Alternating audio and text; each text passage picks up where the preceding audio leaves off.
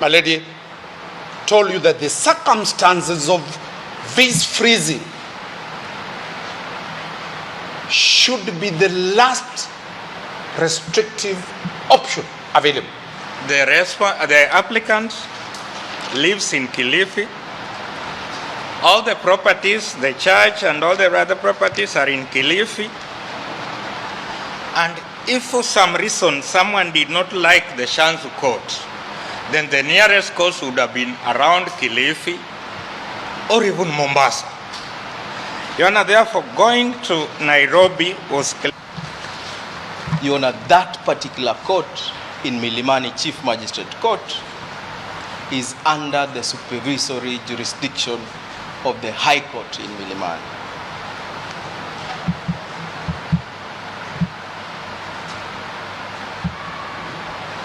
They have two options: to appeal from that decision or to review that decision. There is no prima facie evidence adduced before you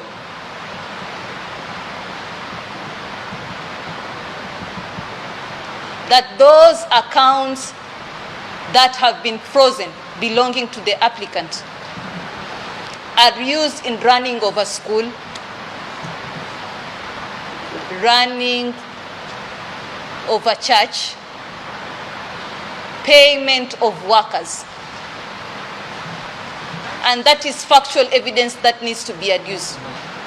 Whichever account has a specific entity that is being closed. And very many issues. The first evidence was about somebody's missing organs to create an aura that our client has taken organs and sold them.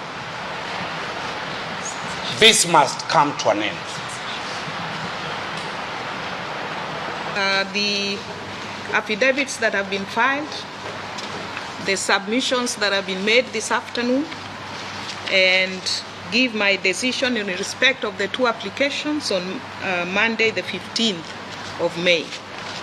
Now, for the avoidance of doubt, I've ordered as follows in the interim: that prayer C of the petitioner's notice of motion dated 3rd of May 2023 be and is hereby granted pending the determination of that application.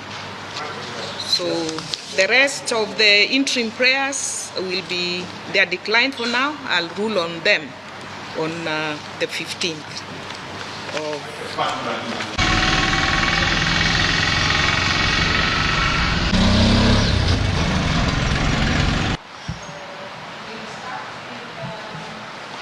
I will be coming at the tail end of the submissions from my...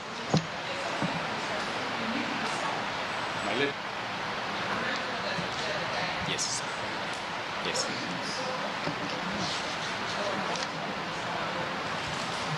My lady wrote before Shanzu law courts in miscellaneous applications.